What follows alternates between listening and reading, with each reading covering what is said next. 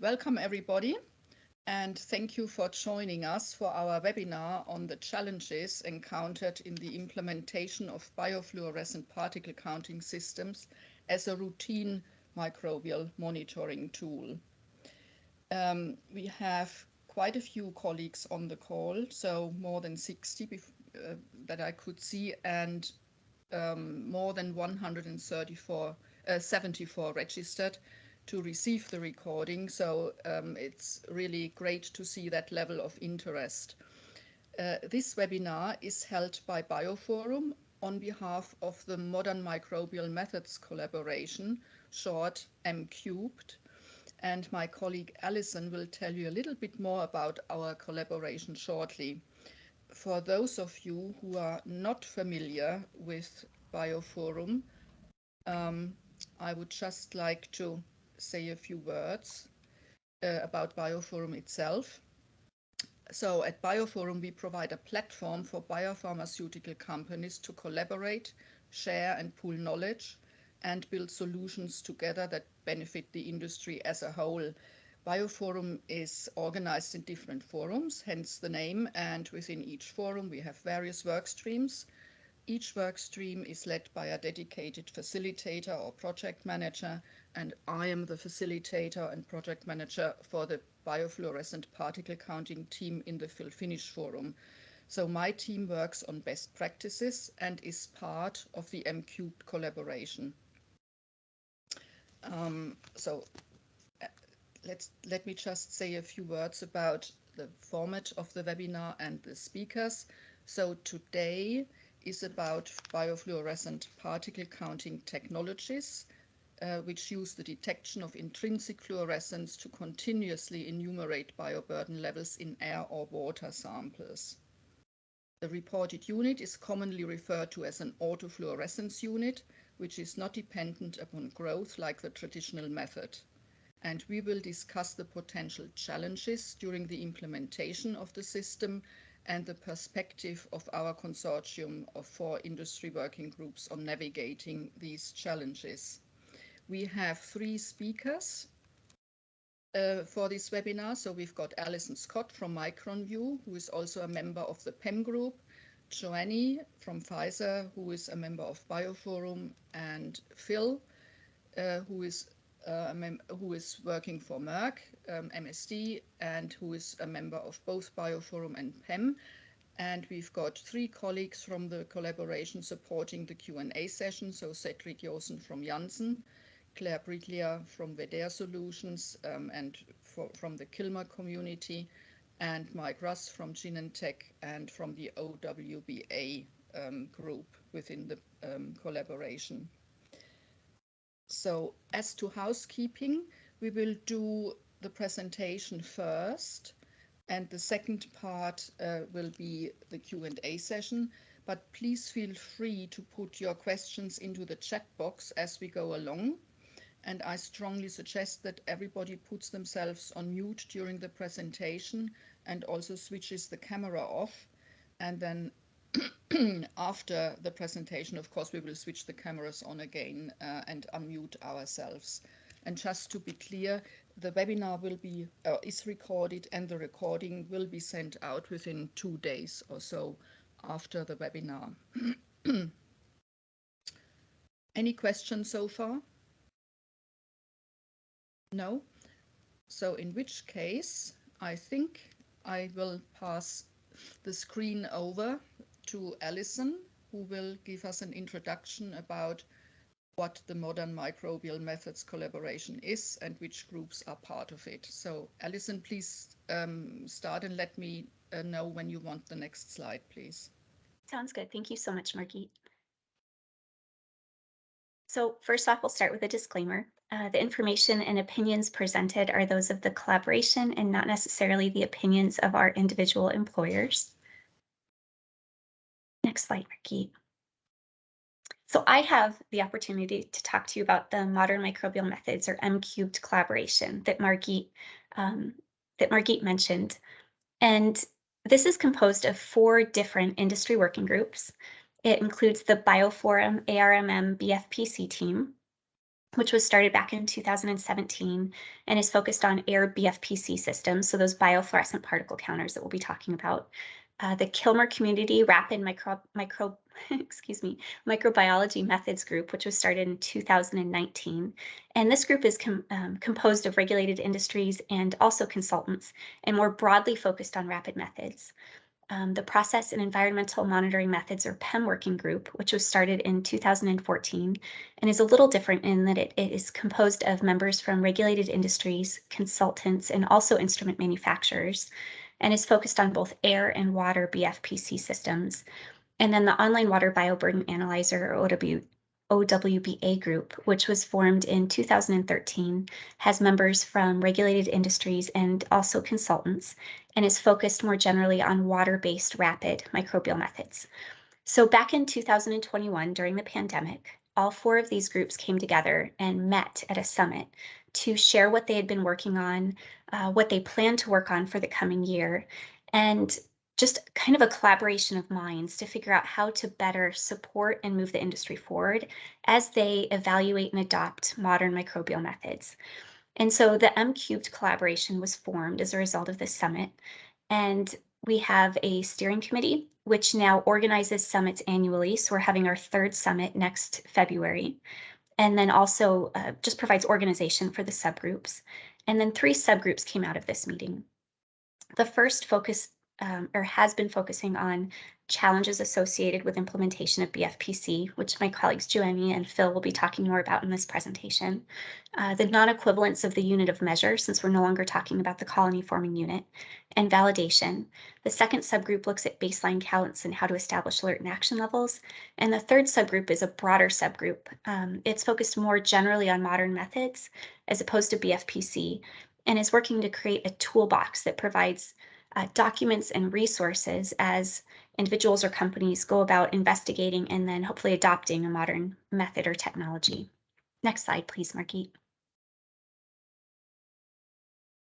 Oops, I'm trying. Thank you.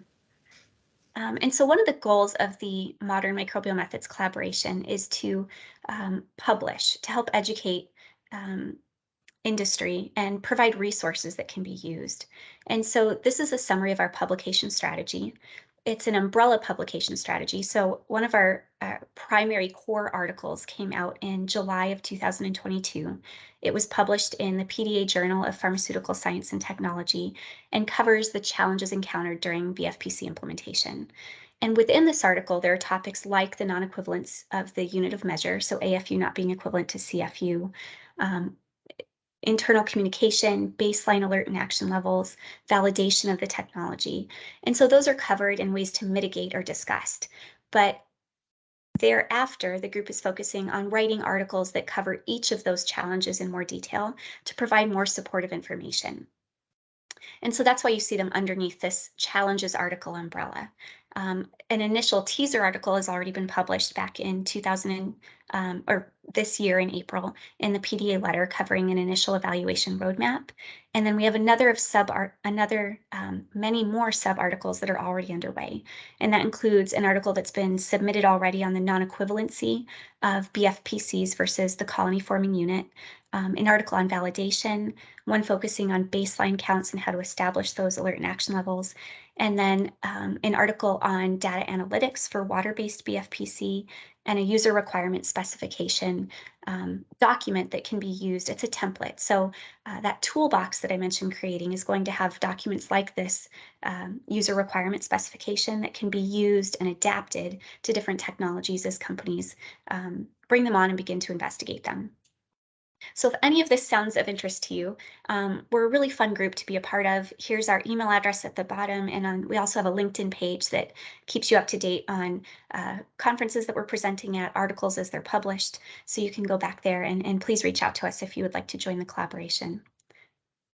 Now I'd like to pass it on to my colleague Joanne Salvis as she talks more about challenges encountered. All right, thank you, Allison. Can you hear me? Yes, we can hear you. And I'm trying to get to the next slide, but my laptop is not willing to. Sorry about, here we are. Okay. Right. Okay, great. Yep. So, all right, thank you, Margit and Allison. So now let's cover some details about the technology itself, so biofluorescent particle counters or BFPCs, and also how we see it generating value for all of us in the future. After that, we'll be diving deeper into many challenges that have been hinted at that are laying ahead of more deployments. So on the next slide, biofluorescent particle counters, they work similarly to your typical total particle counters, right? They use laser diffraction to locate, size, and count airborne particles, but they have an additional trick up their, their metal enclosure. They have an extra detector that will detect the fluorescence that may be generated by a particle after that laser excitation. This here is intrinsic fluorescence, right, where there is no reagents involved. The particles that are biological in nature will fluoresce when they are excited by that laser, and this clever trick helps us tag those particles as biological or not. So the ones that fluoresce are referred to as AFUs, auto-fluorescent units, or auto-fluorescent particles. The rest that do not fluoresce are inert particles, and this is done continuously in real time. Next slide, please. So knowing now how the technology works, you can probably start seeing how it could unlock very valuable knowledge. On this slide here, you see the current methods on the left and center columns, which both generate retroactive results for air and for water. Our team sees that the BFPCs bring an opportunity to use that continuous data to replace conventional sampling with continuous monitoring real-time results. That moves us into being able to be proactive rather than simply reactive. Next slides.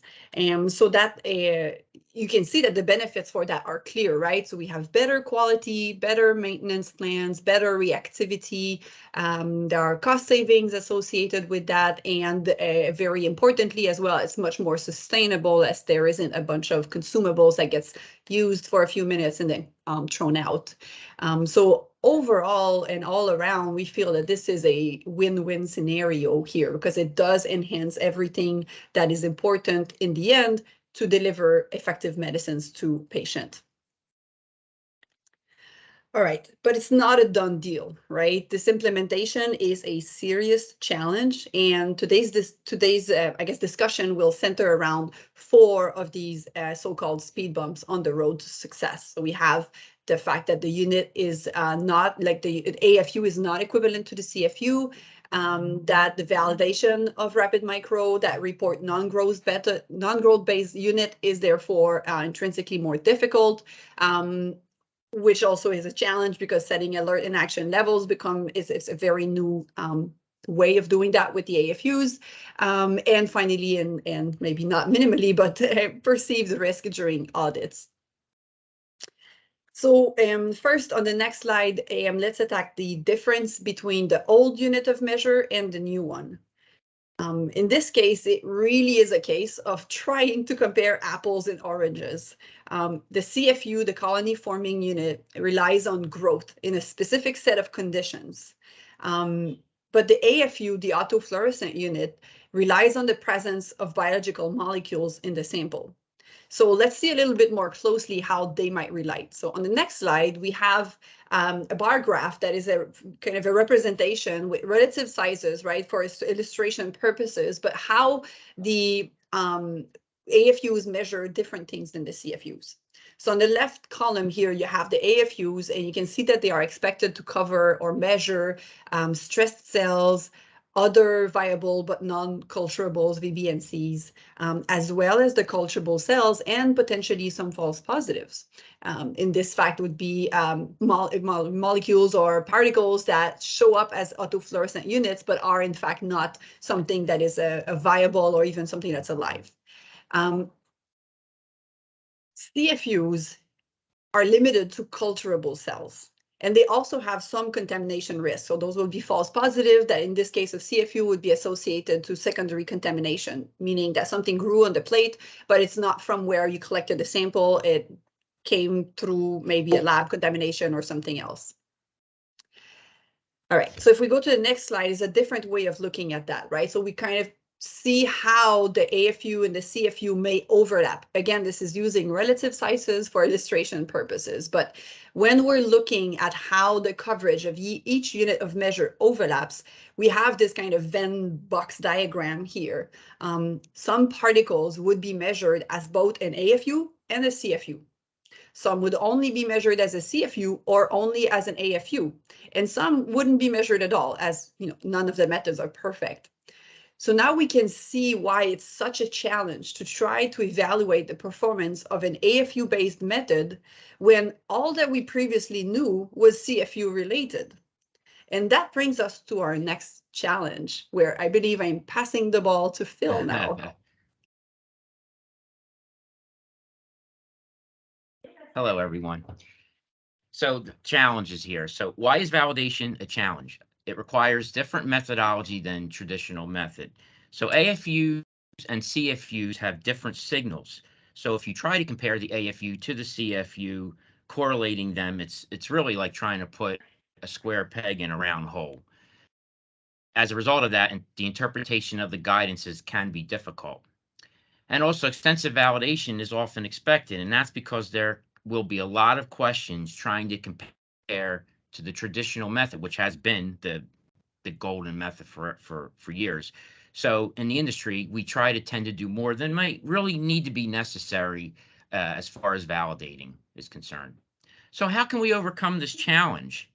So first, it would be good utilize industry working group and regulatory support. For example, the Process Environmental Monitoring Methods Group, we had a WebEx in 2020 with the FDA Emerging Technologies team, and they really were supportive of this. It really was a home hitter for us, and actually we have been working with them to have them learn more about this technology, and we're in the process of putting together training slides for them so they can actually give to inspectors to go out into the field so they can understand the technology more and do a more effective investigation when they inspect different firms. So also determine extent of validation appropriate to application. So we want to make sure that the validation using this method is fit for purpose. And also FDA safe harbor principle.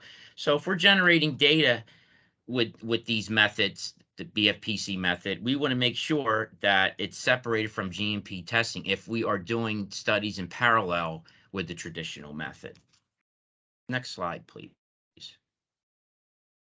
So setting alert and action levels. So why is this a challenge? AFU are more sensitive than CFU. As Joanie had stated in her presentation, AFUs will have signals that will detect viable but not culturable organisms. So that's an issue. And continuous monitoring can overestimate meaningful excursions. So we tend to overestimate the data because there's a lot more data to evaluate, and you'll get little spikes, little AFU spikes that are nothing more than meaningless noise. So it's difficult to determine sufficient side-by-side testing needed with traditional method too. And this is especially true if doing comparisons in grade A area where you have low microbial burden. And the reason that's an issue is because if you have, only one or two, which we typically see, usually we see zeros, right, in grade A area. So, but if you would have a count, and you're doing these studies in parallel, only one of the methods is going to actually pick up the contamination. It's just a matter of chance. So it's like having a dog treat that you have two dogs and you throw up a dog biscuit. Only one of the dogs is going to get the treat. So you really have skewed results there. So how can we overcome this challenge? So we can develop a test plan, and it makes sense to use seasonal and historical profiles for side-by-side testing doing this. And why is that with historical profiles? Because it's difficult to do in parallel testing because two air samplers or two methods would be seeing different air results in real time. So if you want to use your historical profiles of what you're seeing with your environmental monitoring traditional data, and you want to compare that to what you're seeing with your BFPC evaluations.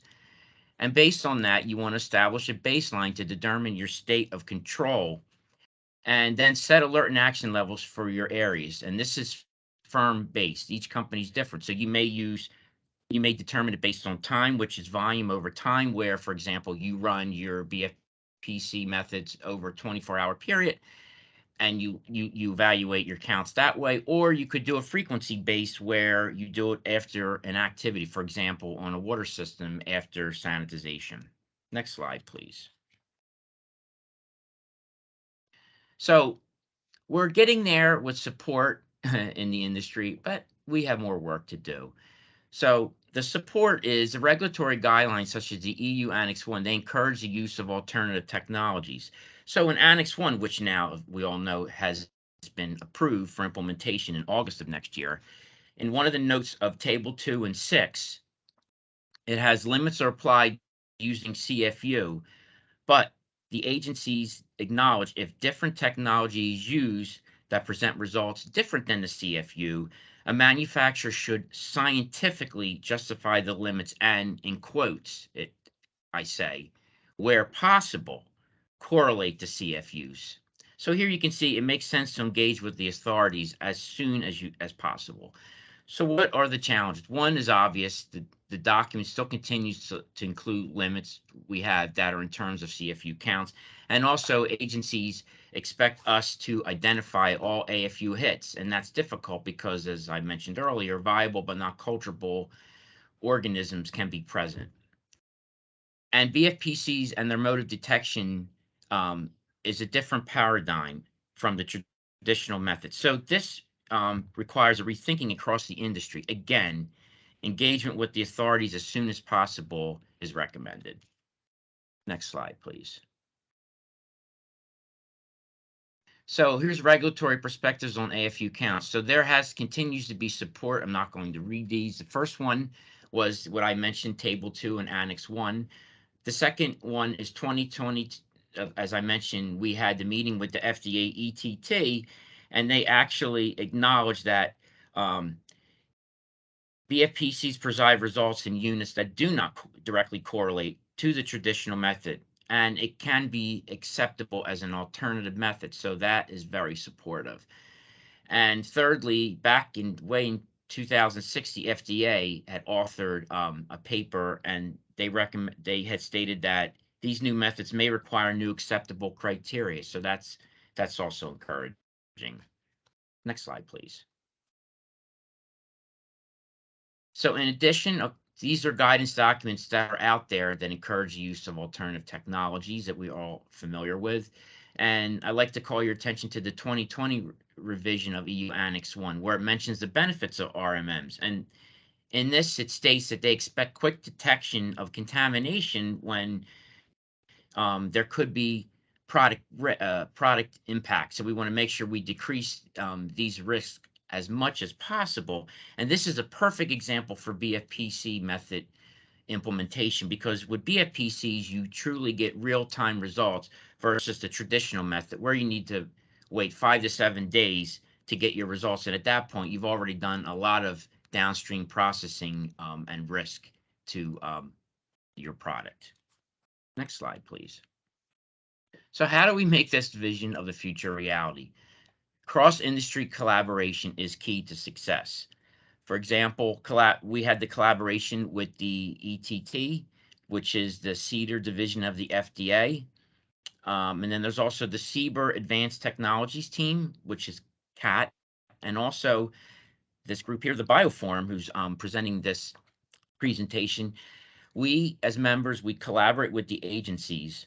And actually, one particular member company had successfully reached out to the ETT. So how can we get involved? How can you get involved, I should say, or any questions you may have? We have the Modern Microbial Methods email address, which is on the slides, but I'll state it again, modernmicrobialmethods@gmail.com. And another organization we can get involved with is the ISPE, the International Society for Pharmaceutical Engineering. You can bring your discussions there as well. Next slide, please. So in closing, by working together, we can draft what the future should be like and make it happier and get medicines out quicker and safer to all of our patients in the world. Next slide. And I'd like to say thank you to the entire MCube collaboration team here.